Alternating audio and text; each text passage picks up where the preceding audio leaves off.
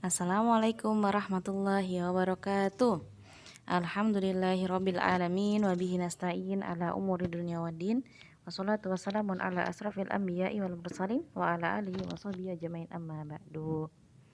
Alhamdulillah. Pada materi hari ini Ustazah akan melanjutkan materi yang sebelumnya, yaitu tentang beberapa sahabat yang disiksa oleh kafir Quraisy ketika mereka masuk Islam. Kalau sebelumnya kita sudah bahas tentang Bilal dan Ammar beserta keluarganya. Nah, dalam buku halaman 18 kita akan membahas tentang Mus'ab bin Umair. Nah, siapakah Mus'ab bin Umair? Dia adalah anak seorang keturunan Quraisy, Mus'ab bin Umair bin Hashim bin Abdul Manaf. Ini namanya ya. Mus'ab adalah seorang pemuda yang tampan dan rapi penampilannya. Kedua orang tuanya sangat menyayanginya. Ibunya sangat kaya. Jadi Mus'ab ini dari golongan orang-orang kaya Quraisy. Nah, sendal Mus'ab adalah sendal Al-Hadrami. Jadi sendal yang bagus di zaman itu. Kemudian pakaiannya merupakan pakaian yang paling terbaik. Dan dia adalah orang Mekah yang paling harum semerbak. Aroma parfumnya sampai meninggalkan jejak di jalan yang ia lewati. Jadi ketika Mus'ab ini lewat, aroma parfumnya itu sampai tercium. Nah, ibunya sangat memanjakannya, sangat dimanja ya ibunya, karena emang dari orang kaya. Di tempat tidur Mus'ab dihidangkan makanan di dekatnya. Jadi ketika dia bangun dari tidur, makanan itu udah ada di hadapan Mus'ab bin Umair. Masya Allah ya. Ibaratnya mendapat fasilitas kelas 1, fasilitas bintang 5 di dunia. Kemudian Islam datang menyebar pada saat itu. Mus'ab termasuk salah seorang yang tertarik dengan Islam. Kemudian dia secara sembunyi-sembunyi menemui Rasulullah untuk menyatakan keislamannya. Jadi dia sering pergi ke masjid, sering pergi ke majelis Rasulullah. Nah, jadi Mus'ab ini salah satu orang yang berilmu. Suatu saat ada orang yang melihat dia menyembah Allah. Nah, kemudian orang itu melaporkan kepada ibunya Mus'ab. Semenjak ibunya tahu bahwa Mus'ab masuk Islam, kemudian ibunya selalu menyiksa agar ia keluar dari Islam. Tadi fasilitas kelas 1 yang udah diberikan kepada Mus'ab tadi, semuanya dicabut. Ibunya yang dulunya sangat menyayanginya, dia tega menyiksa Mus'ab ini sampai-sampai warna kulitnya berubah karena luka-luka yang diterimanya. Tubuhnya yang dulu berisi juga mulai terlihat mengurus. Banyak dari sahabat yang meriwayatkan tentang Mus'ab bin Umair ini. Dia meninggalkan kenikmatan dunia demi agama Islam. Nah, jadi karena banyak ya, Ustazah ambil salah satu. Ini Ali bin Abi Thalib berkata, suatu hari kami duduk bersama Rasulullah Shallallahu Alaihi Wasallam di masjid. Lalu muncullah Mus'ab bin Umair dengan mengenakan kain burdah. Jadi kain burdah ini adalah kain yang paling kasar pada zaman itu. Nah, dan memiliki banyak tambalan. Ketika Rasulullah SAW melihatnya, beliau pun menangis, teringat akan kenikmatan yang ia dapatkan dahulu sebelum masuk Islam dibandingkan dengan keadaan sekarang. Hadis riwayat Tirmizi. Nih, gak cuma riwayat dari Ali, banyak para sahabat yang meriwayatkan kisah dari Umar bin Mus'ab ini. Jadi semua kenikmatan yang telah dia rasakan tidak lagi dia rasakan ketika masuk Islam. Dan dia meskipun sudah sebelumnya kan dia hidup mewah, mendapatkan fasilitas yang luar biasa. Jadi ketika dia masuk Islam, dia meninggalkan semua fasilitas itu. Dan dia disiksa oleh ibu kandungnya sendiri, oleh keluarganya sendiri. Dia tetap mempertahankan keimanannya, tetap teguh pada keimanannya. Nah, yang Ustazah cerita tadi sebelumnya, Mus'ab ini termasuk orang yang paling dalam ilmunya, paling pinter, termasuk orang yang pinter ya.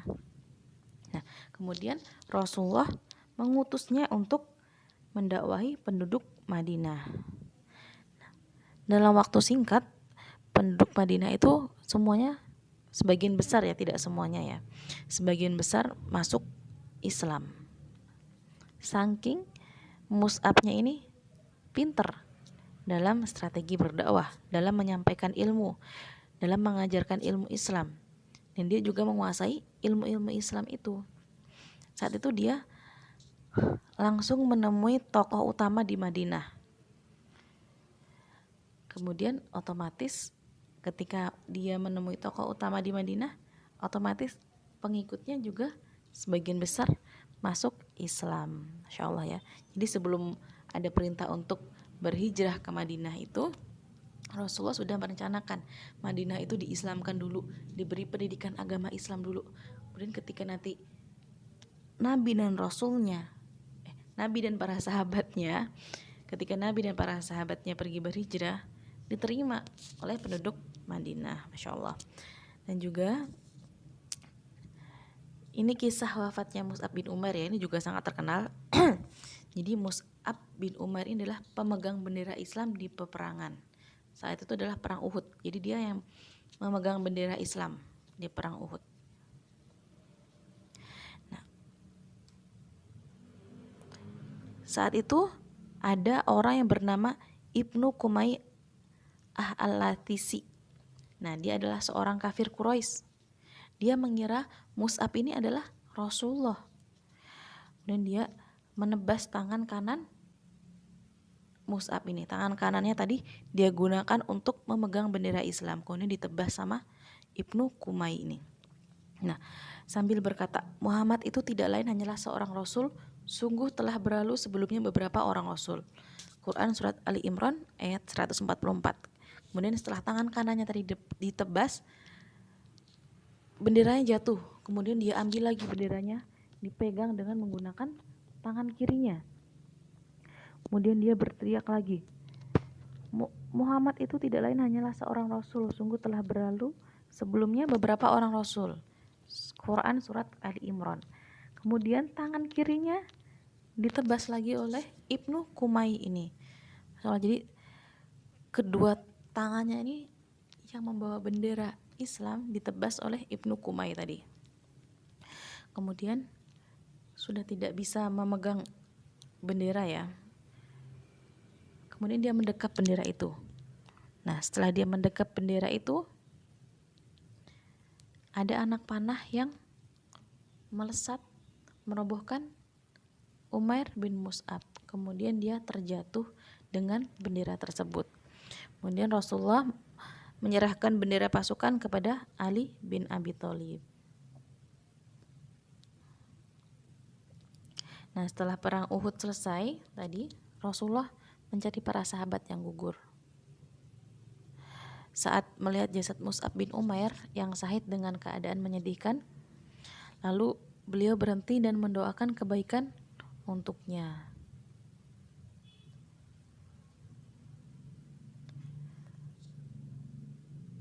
Setelah itu beliau berkata kepada jasad Mus'ab, sungguh aku melihatmu ketika di Mekah tidak ada seorang pun yang lebih baik pakaiannya dan rapi penampilannya daripada engkau. Dan sekarang rambutmu kusut dan pakaianmu kain burdah. Jadi ketika Mus'ab meninggal ini, andai ditaruh, saya ulangi ya, ketika Mus'ab meninggal di perang ini tadi, kalau ditarik kain kafannya ke atas, kakinya kelihatan. Kalau ditarik kakinya ke bawah, kainnya ke bawah, kepalanya kelihatan.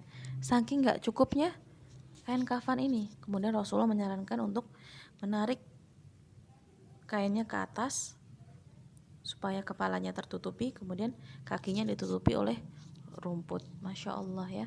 Ini adalah kisah perjuangan Mus'ab, seseorang yang rela meninggalkan dunia demi mempertahankan keimanannya. Masya Allah. Kemudian kisah selanjutnya adalah Khabbab bin Art. Nah, Khabbab ini masuk Islam ketika masih sedikit orang-orang penduduk Mekah yang masuk Islam. Dia adalah seorang pandai besi di kota Mekah. Pandai besi itu orang-orang yang suka membuat pedang, orang yang suka membuat alat-alat dari besi pokoknya ya. Dan penyiksaan apa yang dialami oleh Khabbab? Nah, kepalanya pernah diletakkan besi panas. Jadi besi panas dipanasin, setelah panas banget langsung diletakkan ke kepalanya. Kemudian dia juga pernah dipaksa memakai baju besi dan diterentangkan di atas pasir yang mataharinya sedang terik-teriknya. Dipakain baju besi, kemudian disuruh terentang di padang pasir yang pasirnya panas karena matahari sedang terik. Kemudian yang ketiga, dia pernah diseret di atas bara api yang menyala, tidak memakai baju ya, tidak memakai baju atasan. Dia diseret di atas bara api yang menyala, sampai-sampai bara api itu padam karena apa? Karena lemak dan darahnya yang mengalir.